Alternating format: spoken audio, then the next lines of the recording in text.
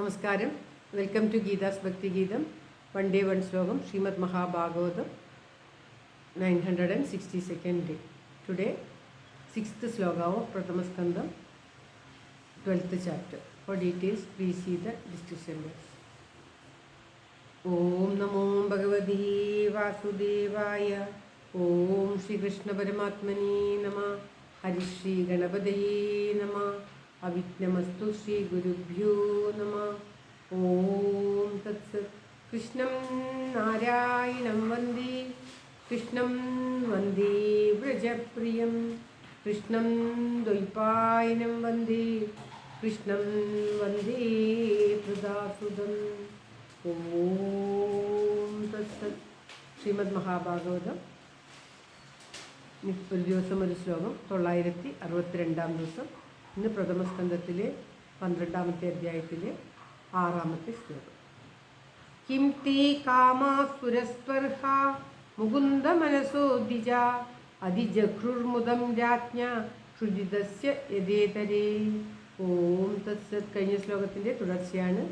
ഭഗവാനിൽ മനസ്സുറപ്പിച്ച ഒരാൾക്ക് നിത്യമായ ആ ആനന്ദം അറിഞ്ഞു കഴിഞ്ഞ ഒരു മനുഷ്യന് പിന്നീട് മറ്റുള്ള ഒരു കാര്യത്തിലും ആഗ്രഹമുണ്ടാവുകയില്ല.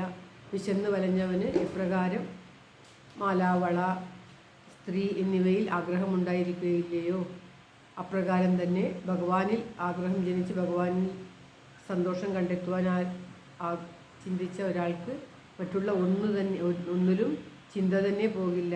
പിന്നീടല്ലേ അതിൽ ആഗ്രഹമുണ്ടാകാൻ പോകുന്നത്. അപ്രകാരമുള്ള ഒരു രാജാവായിരുന്നു പരീക്ഷിത്ത് മഹാരാജാവ് എന്ന് പറയുകയാണ്. പരീക്ഷിത്ത് മഹാരാജാവല്ല, ധർമ്മപുത്രരെ പറ്റിയാണ് കഴിഞ്ഞ 3 ശ്ലോകങ്ങളിലും പറഞ്ഞത്. അദ്ദേഹം വെറും രാജ്യഭരണം ഭഗവാനിൽ സമർപ്പിച്ചുകൊണ്ട് തൻ്റെ കടമ എന്ന മാതിരി ചെയ്തു എന്നല്ലാതെ രാജ്യഭരണത്തിലോ അതിലുള്ള സുഖങ്ങളിലോ അദ്ദേഹം ലയിച്ചില്ല. ഭഗവാനിൽ തന്നെ ലയിച്ചുകൊണ്ട് തൻ്റെ രാജ്യം ഭരിച്ചു.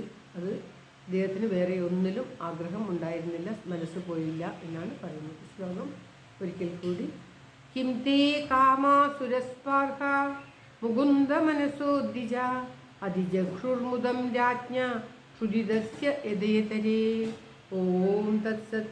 സർവത്ര ഗോവിന്ദ നാമ സങ്കീർത്തനം. ഗോവിന്ദ ഗോവിന്ദ. എല്ലാവരുടെയും നന്മയ്ക്കും ആയുരാരോഗ്യ സൗഖ്യത്തിനുമായി പ്രാർത്ഥിച്ചുകൊണ്ട് ശ്ലോകം ഭഗവാന്റെ തൃക്കാലത്ത് സമർപ്പിക്കുന്നു. ഗീതാരാജൻ.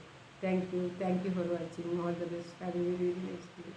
God bless you. ദൈവം അനുഗ്രഹിക്കട്ടെ. എല്ലാവർക്കും എല്ലാവിധ ആയുരാരോഗ്യ സൗഖ്യവും നന്മയും ഉണ്ടാകട്ടെ. ഓം തത്സത്.